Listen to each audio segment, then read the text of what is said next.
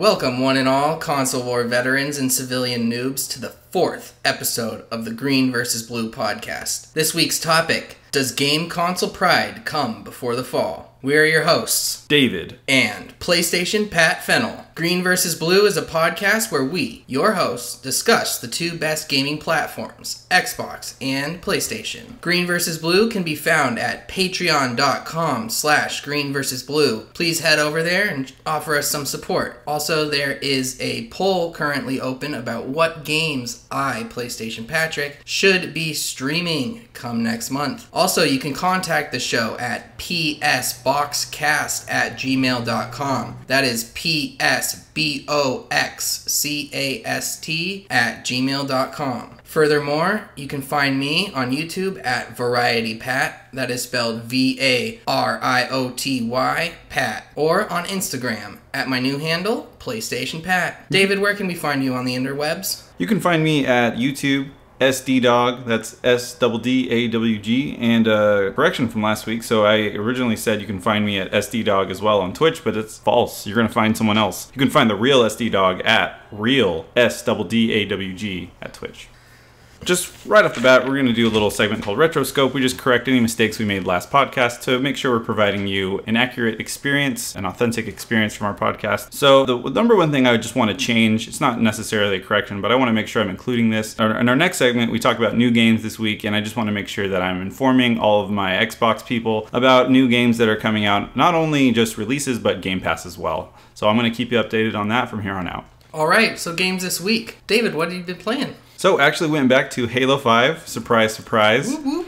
I got kind of reinvigorated to go back on the grind. So there was a quick playlist update that they did. They actually added a permanent playlist, which is called Warzone Mythic Firefight, which gives you a little bit more XP per match, which they only did on weekends. So now you can do that all the time, and you can get a lot more XP faster. So anyone who's playing Halo 5, trying to reach max rank before Halo Infinite comes out, this is the time. Let's get it. Well, that's pretty cool. What games have you been playing, Pat? Dave, I jumped ship this week. So a couple weeks ago, I was out thrift shopping, as I love to do. That's news to the viewers. We haven't talked too much about ourselves, but we'll get to that in a future episode. But I did pick up a Halo 4 edition Xbox 360 for a sweet price of $40. Nice. That's a pretty good steal. Yeah, I'm pretty happy with it. I like having as many consoles as I can. I was actually able to pick up Fable 3, which is a nice little Xbox exclusive over there, and something I've always really wanted to play. It's a very charming game, and gets me excited for the incoming Fable this next generation. Yeah, maybe we'll do a series or something where me or you play the first 3 Fable games before the new one comes out. Have you played them before? I played the first one like a long time ago, and then I think it came out on Xbox. I think they did a backwards compatible, or I think they put it on Game Pass, where they put the anniversary edition of the first one on. Oh, cool. So actually, I played a little bit of that one. I haven't picked it up since, but I'll probably get back into it later on. I'd really love to compare the Fable Anniversary Edition, because Fable 3, as fun as it is, the graphics have really not aged well. So David, what's new on Xbox this week?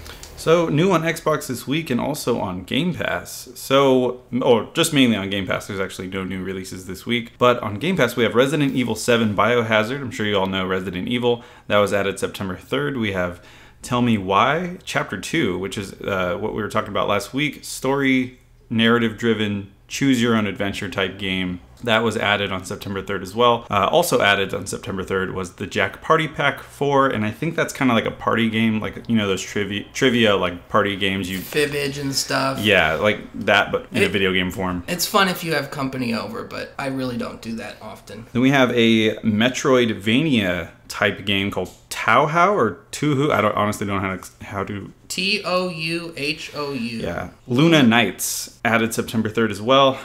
We have a couple of games that came in on PC. We have World War Z, which is a phenomenal game, a zombie survival horror game. Really? You think it's phenomenal? I love that game. I read that book years ago when I found out they were doing a movie with Tom Cruise, Brad Pitt, whichever one it is, because I always get the two of them mixed up. And that movie was pretty disappointing. The entire end sequence was paid for by a lovely Pepsi Coca-Cola ad.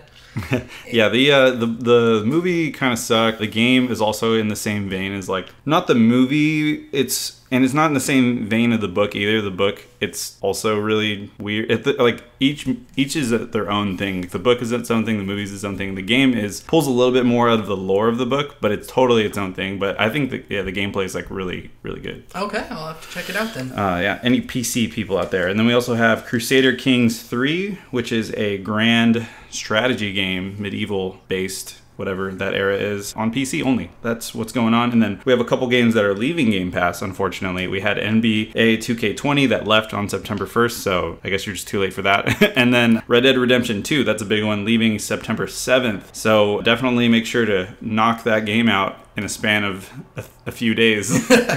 Yeah, we're gonna be talking more about Game Pass and PlayStation Now, the respective streaming services for each console. Which reminds me, David, Control actually left PlayStation Now, and I'm sad that I did not get to complete it while it was free on there. Well, just get an Xbox and I'll lend you my game.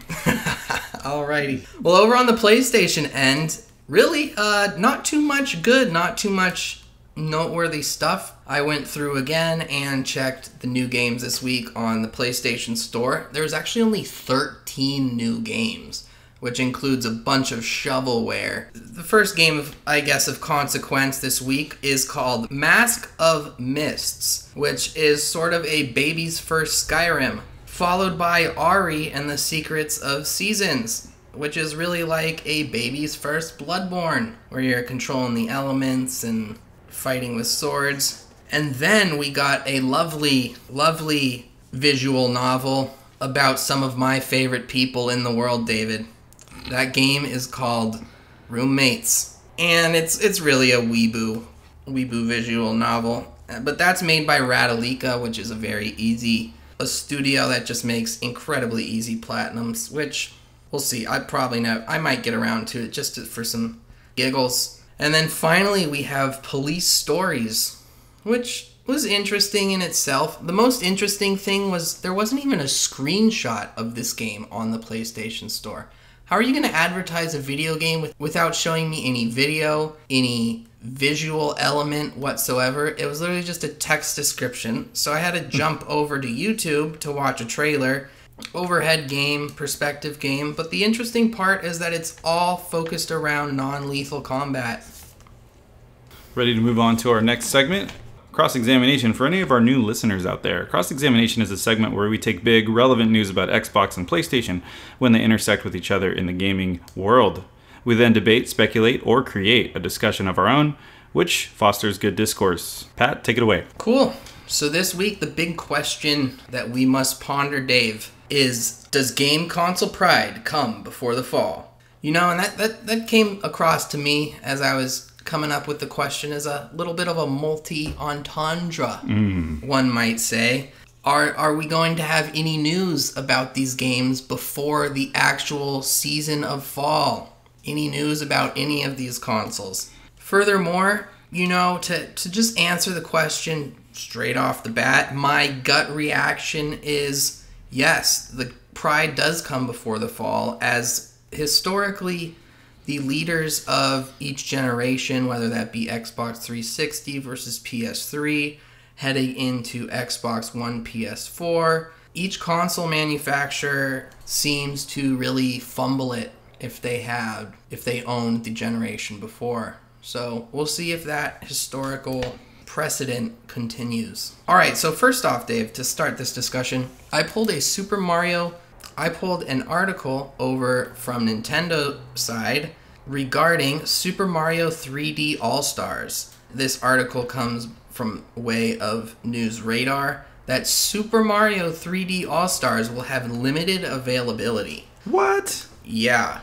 It's strange. It's the first game that we've really seen treated in the same way that the Nintendo NES Classic and SNES Classic were treated, with such limited runs. It's weird. This is the first time in my life that I've seen a shortage where it's digital. A digital shortage of a game. Yeah, I really don't like it. It feels manufactured and deliberate. Yeah, so we'll get more on that as the discussion continues. But Super Mario 3D World is a group package of Super Mario 64, Super Mario Sunshine, and the first Super Mario Galaxy game. And Super Mario Galaxy 2 is specifically left out. David, I had an interesting thought earlier. This is actually, to my knowledge, the third official release of Super Mario 64, and I actually beat and 100%ed Super Mario 64 on the Nintendo DS. Ooh. Back in the day. So we have the original release, N64, we have DS, and then now we have this one? Correct, okay. Coming out later this month. But the Super Mario 64 on the Nintendo DS actually has 100 more stars to collect than the Super Mario 64 original release. So it is still not clear which version we will be getting. But that game comes out September 18th. The crazy part about it is the physical edition will be limited release, and the collection will entirely disappear from Nintendo's digital storefront on March 31st, 2020. So go ahead and swoop that up while you can. Swoopty swoop. So Pat, what do you think about all this? Well, is this going to become the new normal for us, David, of limited availability? Well, as much as I love saying that phrase, the new normal, I think it kind of already has become that. We've seen that with deluxe and collector's editions of games where you see purposeful limitation of physical media, whether that be the collector's edition where it's like, yeah, you don't absolutely need it, but people who want it, there's only a certain amount, which therefore creates more demand. I think we also see that with Battle Pass systems allowing more FOMO, fear of missing out, for any of you boomers out there who are listening. Dave, I got FOMO bad for everything.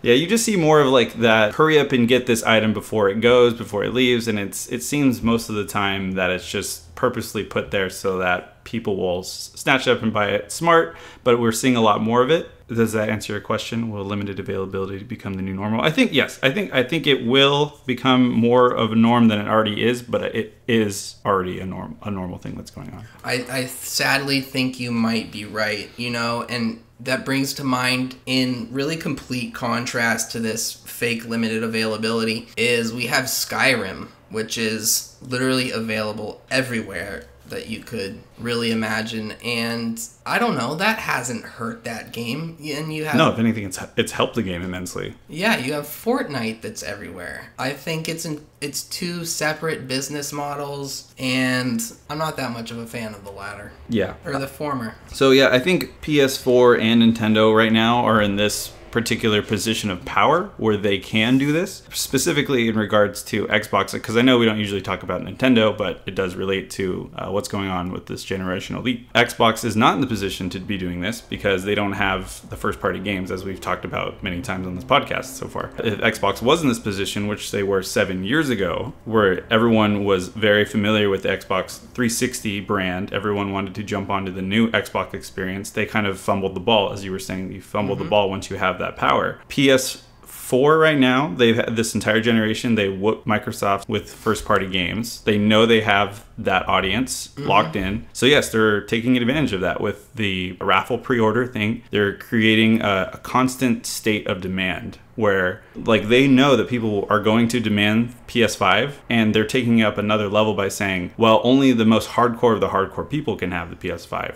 first right away. So I think this is a very interesting next leap of we're holding our cards even closer to our chest. And same with Nintendo. Nintendo's done this for a while now, where Nintendo has their even better first party games, I would say, and long-standing first party games than PlayStation. They are totally in a position to do this. And I think getting knocked down a peg, kind of like how Microsoft was back in 2013, that helped them become where they are now, where they're all about bringing the platform to everyone. They're all about doubling down on games now to compete with Sony. You need to be knocked down a peg in order for you to get out of that complacency. I think that's very pertinent. Thinking back to Nintendo, we had the Nintendo Wii, which is the hottest console of all time, hands down. But they immediately followed it up with the Wii U, thinking people wanted more of the same, and that was one of the least successful consoles Nintendo has ever had. Sans maybe the Virtual Boy, which... But what followed the Wii U, the Nintendo Switch, because they realized their mistakes and they realized where they were. You know, they think they can just get away with murder, but then you end up murdering someone and then someone catches you. So you gotta change your ways. That's how I see it. You know, Dave, I hope one of the main reasons that I do have a Nintendo Switch goes into one of these fumbles. I think PlayStation really fumbled it not coming out with a PlayStation Vita 2, and that's why I have a Switch right now. Sons of guns. Shoulda, coulda, woulda. But I think you had another question, Pat. Will this marketing strategy keep physical games alive in the future? I think it will. The physical media, we're still at least another decade off before it's really able to be phased out between people that don't have a great internet connection and people that are still married to the idea of collecting these physical games, or people who want to resell games. And I think they're shooting themselves in the foot. They could move to an all-digital future. We see that with Microsoft, but I don't think Nintendo's sort of setting this precedent that physical games are going to become more rare and artificially scarce. Yeah, no, totally. That's probably the future of it as well. I don't think that it's going to completely go away this generation, but I think we'll start seeing that later on in this generation. People will start gravitating toward digital, but in order to maintain that evolving marketing strategy that we were talking about, like artificial scarcity, they have to have physical media, because if they only have digital, they're showing their hand. If they only do digital,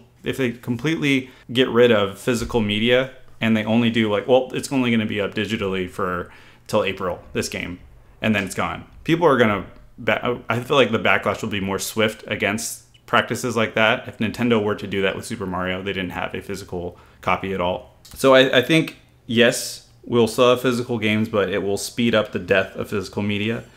I think it will facilitate this marketing trend that we're seeing, ultimately. But yeah, Dave, it really reminded me, this newly budding game streaming service war, it really called back for me to the beginning of video streaming services that we had, where Netflix came onto the game, then Hulu came onto the game, and now it's proliferated to the point where there's literally probably close to 30 or 40 different video streaming services with all sorts of different contracts. And you know, this move of limiting Super Mario 3D All-Stars kind of reminds me of how Disney Plus is, you know, if you want to see Mulan today, the new live action Mulan, you have to, one, sign up for Disney Plus, which costs $10 a month or so, and then on top of that, you got to pay $30 to watch this new movie. Like, come on, you're double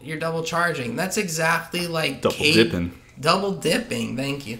That's the proper term. You're really double dipping, and it reminds me exactly of how cable companies started upcharging for HBO and Starz or Showtime back in the day. And I think at the end, it's just terrible for consumers. Yeah, I think that stresses the point of why competition is so good for products at the end, for customers at the end, because once a company gets knocked down a peg, once Sony realizes, whoa, Xbox is doing, Game Pass and they're doing xCloud and all this stuff, then they're going to be forced to compete at some point.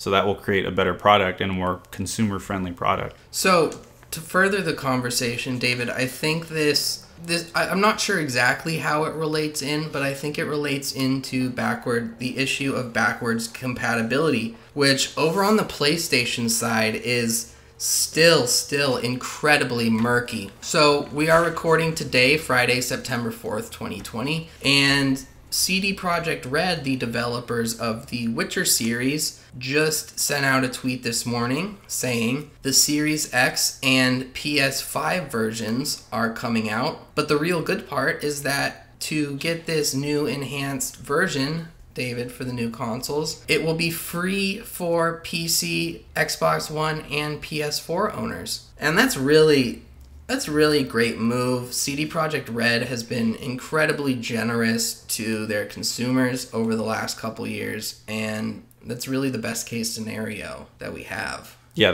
it's really cool to see that company as a light in a world of darkness in this video game industry where, you know, so often will the companies try to nickel and dime you with battle pass systems and like quote unquote free upgrades, but with a fee of like $5 or $10 to like next gen. Yeah, it's good to see this. Good news. Awesome. Yeah, I was never super interested in the Witcher games. I love those medieval worlds, but what's held me back is I don't have time to commit to a 100-hour RPG that often now. It's nice to know it's there though. Yeah, and even just seeing this, I'm way more likely to pick it up because knowing that I can jump from my PS4 to my PS5 version when that day comes.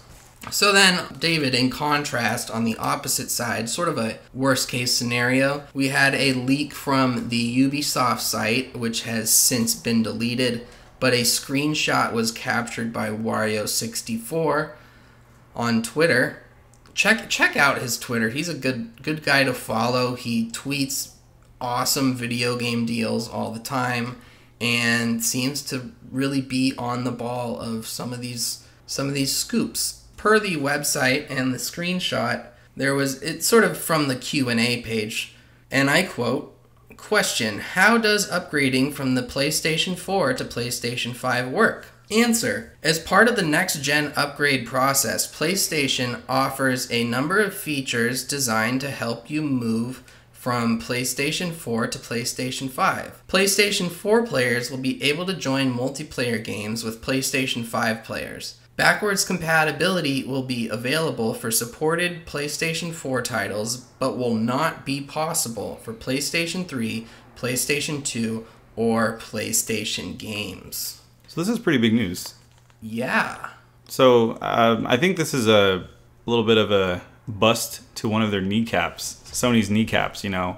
Not to say that it's a big deal for them, because Microsoft has both of their kneecaps blown out and their wrists crushed and pulverized and tied in a knot.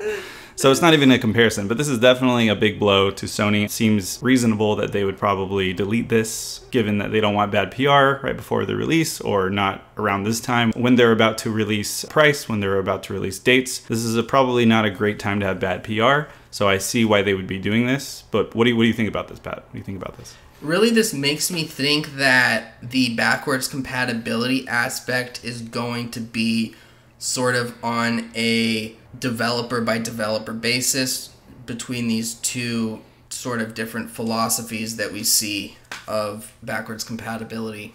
However, this is really good news for Microsoft, considering they just need any good news at this point, and bad news for Sony is good news for Microsoft. So Microsoft is heavily marketing their backwards compatibility. They're promising like upgrades for their original Xbox games, 360, all that stuff. So that's great news for them. And they're also marketing their Game Pass element. So they got both of those things going for them, and Sony has yet to fully respond in that capacity. So I think the console wars haven't really been totally finalized yet. Sony still has the upper hand, but this is definitely a big blow for them. I think maybe part of the reason for the delays is that Sony knows maybe Microsoft does have the upper hands. I mean, certainly it does not bode well that Ubisoft came out and said there's no backwards compatibility basically for their games. Yeah, and I don't think it's going to hurt them too bad, because they are promising PS4, which the PS4 library is phenomenal. So I think the hardcore PlayStation fans will be disappointed more in this news rather than the casual gamer. Fair to say. David, I'm not sure about this. Can you currently put in an original Xbox disc into your Xbox One to play a game? I'm pretty sure. I think it depends on the game though, because it's not like one size fits all. I think they literally went in like for certain games they have to like code or something. I don't know.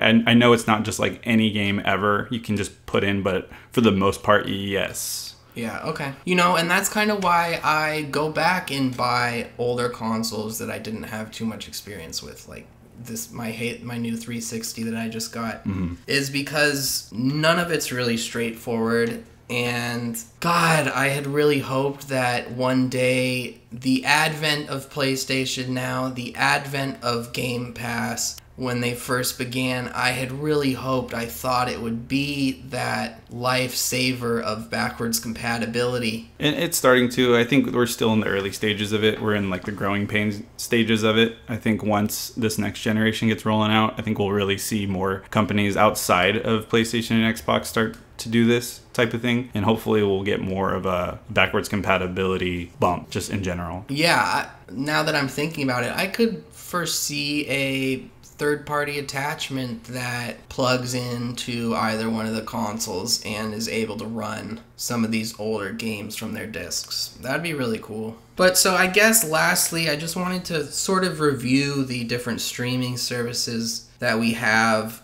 a definitive baseline. So PS Now, there was major changes made back in October of 2019. I pulled from the PlayStation blog on October 1st, 2019, where downloading games was first introduced. Prior to that date, only streaming was available. The price of the monthly subscription was $20 a month. Certainly not worth it, especially if you don't have an exceptional, and I mean exceptional, internet connection. Mm-hmm. So yes, PlayStation Now, December 1st, 2019. The pricing was changed to $9 a month or $60 a year. And I quote, "Each month, the service will add a selection of popular games that will be available for a limited period. This is on top of the existing offering of popular evergreen titles that are added to PlayStation Now on a regular basis."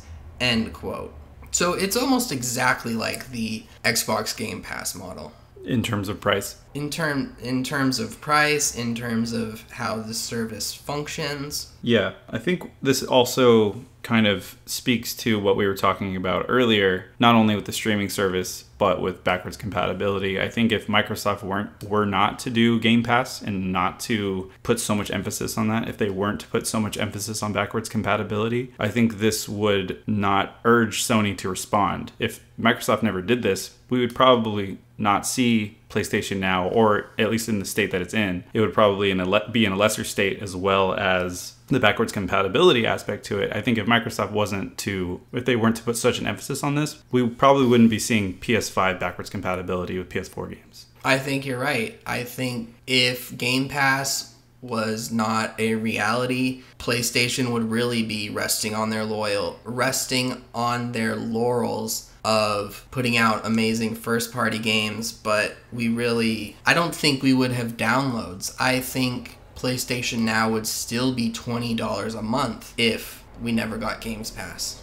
So David, as I was researching this, as we discussed it, it really brings to mind, I think the 2010s, we saw the advent of a bunch of new services. We saw streaming services proliferate. We saw podcasts start to proliferate. And we got Uber and other sort of services. And I think we've really come full circle. Right now in California, Uber is putting up a fight against Proposition 34. And for anyone listening in California, vote no on Prop 34. There's a huge ad campaign out right now trying to say the opposite, and really at the end of the day, it's going to hurt people and consumers. Uber and Lyft were able to make their business model hiring private contractors while treating their drivers as private contractors and not full employees with benefits. And, well, they're basically fighting to not become a taxi service, something that they replaced, and they were taking advantage of a loophole. And with streaming services, they've been great, but now we see Disney charging $30 extra. I don't want to see I hope to God we don't see the day where God of War 2, you have to have PS Now and they're charging you $30. Yeah, hopefully that video game industry doesn't take the models of other industries. We've seen it before, so. Yeah.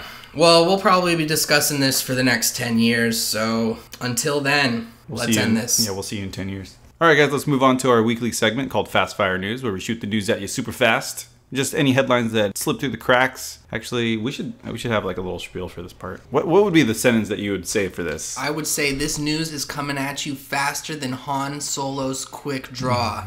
Han shot first. All right. Okay, so the first one is not necessarily one headline, but it's kind of an amalgamation of them.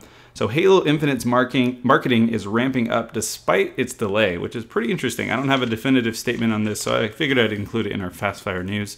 So we have VG 24/7 reporting on a Monster/Snapchat promotion that promises monster-colored skins, nameplates, and emblems, which it sounds pretty gimmicky at first, but you look at them, they're pretty cool. Cool, nice neon green.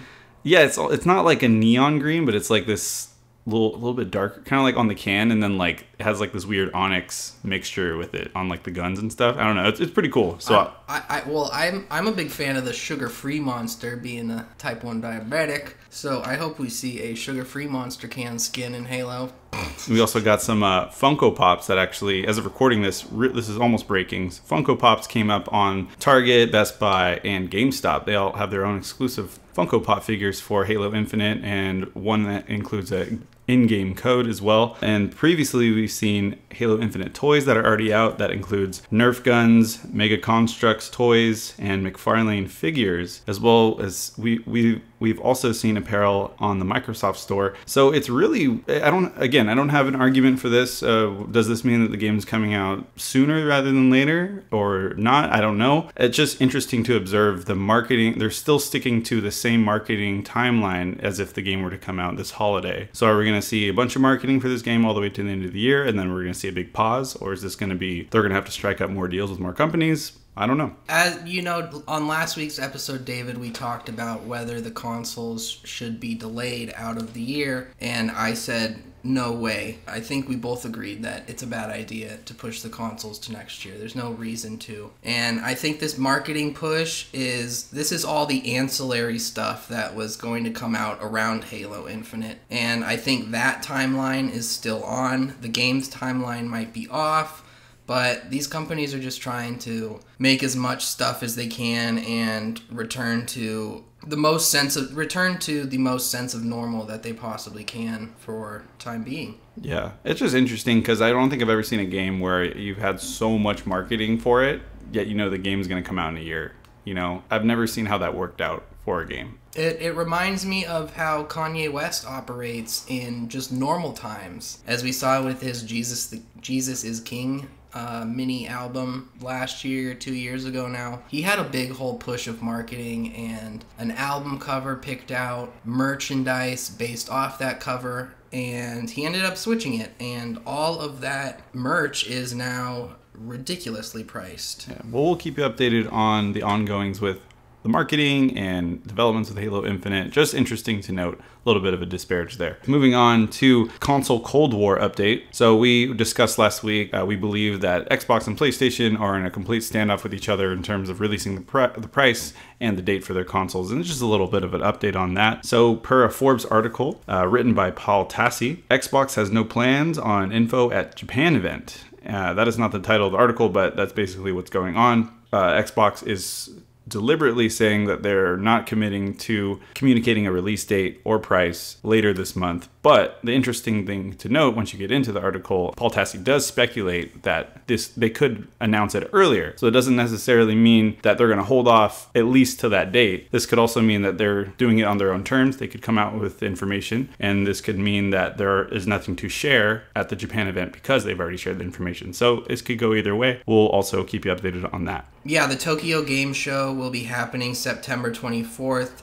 Sony is native to Japan, of course, so I think the most likely thing is that we will see a big PlayStation 5 push come September 24th. Next news, Ridley Scott responds to Epic's 1984 attack ad on Apple. So this is also a continuation of what we've been covering with Apple and Epic. Ridley Scott. I think we really discussed it in episode 2 for new people if you want to go back and listen to that episode as well. Yeah, check it out. So Ridley Scott was the original creator of the 1984 ad that Epic emulates. So originally it was an ad that was played during the Super Bowl in the 80s. Apple did it against IBM. Apple at the time was a major underdog company, and it's funny to see it all come full circle now. But the more interesting part is that he commented on the ad that Epic came out with against Apple, and he kind of takes a side. Not really, but here's the quote. Per MacRumors.com. On one hand, I can be fully complimented by the fact they copied my commercial, shot for shot. But pity the message is so ordinary when they could have been talking about democracy or more powerful things. And the quote kind of ends there. If you want to check it out, check it out. But yeah, he's basically saying at the time there was more of a stance he took in that commercial, whereas they're kind of using 1984 imagery and the rhetoric of that commercial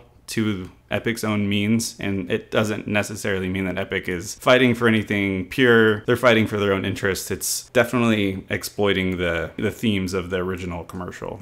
So he's just saying, I wish they would have spoken up for something more worthwhile, especially given the political climate right now. Fortnite has so many crossover characters. They're involved with so many other franchises and IP. I don't know, maybe it would have been more powerful even to have other characters and company mascots sort of represented there in the crowd, as opposed to just some Fortnite characters I have no attachment to, and I imagine the only people that do have an attachment are the people who are very, very into that game. Yeah. So we'll keep you updated on the Apple Epic war. And going on to our next article, Gods and Monsters has been renamed, quote, Immortals Fenyx Rising. So original release of that game was supposed to be February 25th of 2020, moved to next gen. Potential reasons: the game itself changed, development trouble. They probably want to generate more hype for the game. Pat, what do you have to say about this? I know you're more invested in this one. So first off, Immortals Fenyx Rising, what a cruddy name. There's no colon in there. Phoenix is spelled F-E-N-Y-X.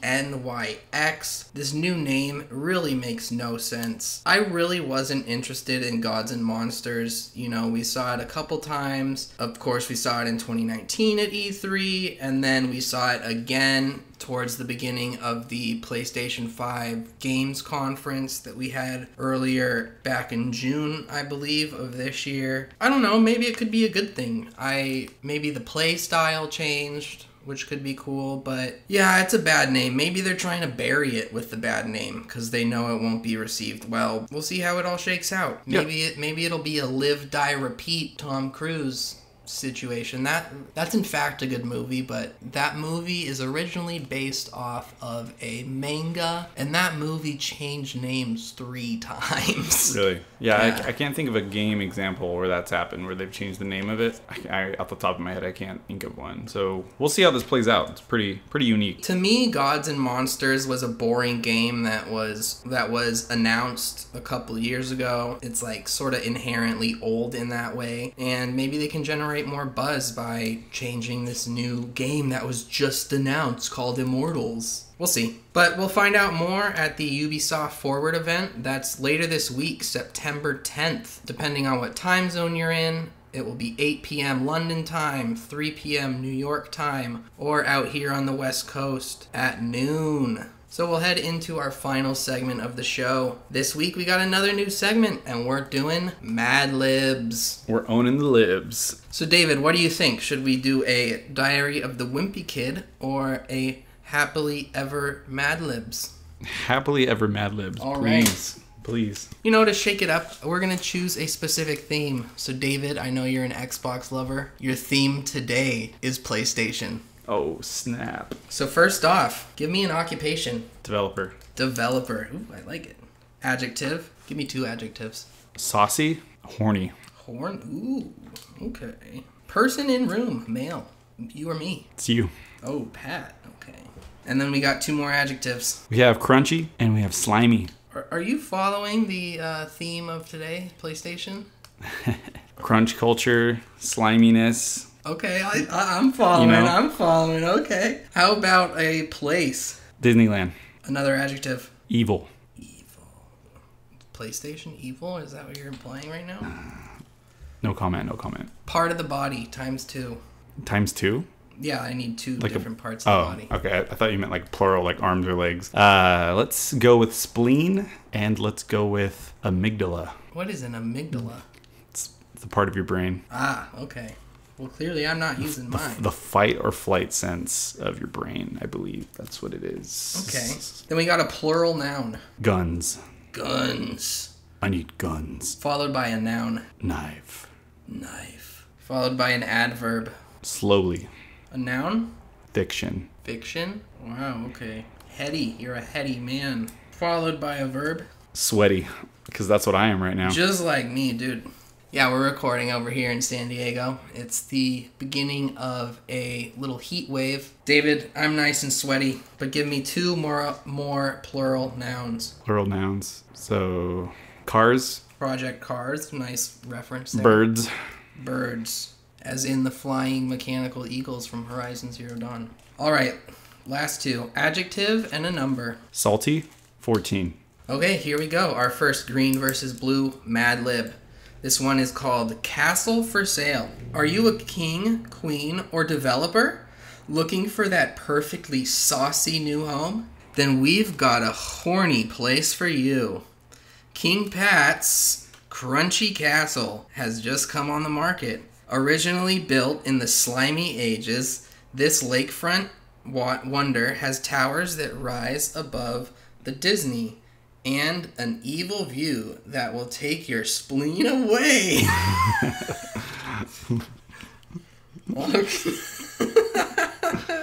In each and every room of this 25,000 square foot amygdala masterpiece, there is a magnificent stained glass guns and splendid Gothic knife-burning fireplaces. There's also a chef's state-of-the-art, slow, modern fiction for those who love to sweat. Stupid. For security and cars' privacy, there is also a moat filled with birds and a drawbridge to keep out unwanted cars. Take advantage of the collapse in the castle market and make a salty offer on this treasure. The asking price is ridiculously low. $14. Ooh. There we go. Like a PlayStation 4 discount bin game. And that's been your Mad Libs. And that's your rotating segment. All right, guys, and that's going to conclude today's episode. We have been your hosts, David Brown and PlayStation Pat Fennel. Before we actually end this, I just want to say a little side note. Thank you, Pat, for editing this podcast. All the episodes. I just want to say thank you. You've done a pretty good job, and just keep up the good work. I just want to let everyone that's listening know that I am currently finishing up my bachelor's degree in school. So you'll be seeing more content from us more toward the end of the year. We got a lot of things planned. Just a little preview of what we have planned. Pat's working on doing some personal streams as well. We have some ideas in the pipeline for doing streams for the show, for us together. I'd say a little bit of crossover content where I get on Xbox. I'm going to be introducing David to some PlayStation games, vice versa. Yeah, so just keep an eye out for that, and keep an eye out for just more stuff ramping up toward as the months go by. Just letting you know, and also for my personal channel, I've been meaning to make more videos on that, but still check it out. I got some more stuff coming that way. Anywho, and that's it. So Green versus Blue, you can find us on Apple, Spotify. And you can directly support us by heading on to patreon.com/green versus blue. That's green versus blue, green vs blue. So please like and leave a comment or a rating. It'll help this show stay alive and encourage us to keep going. So you can find me, David, on YouTube at SDDawg, SDDAWG, and Twitch at RealSDDawg, RealSDDAWG. You can find Pat at Variety Pat. That is VA Riot Y Pat. I should start saying it that way. That actually comes off pretty good. Anyways, you can also find me on Instagram at my new handle at PlayStation Pat. And if you have a burning question or comment about today's show, or if you have anything else to say about the podcast in general, please do not hesitate. Hit our direct line at psboxcast@gmail.com. That's psboxcast@gmail.com. Thanks for listening, guys, and we'll catch you on the next one. Until next week, thank you. Have a great week. Bye-bye.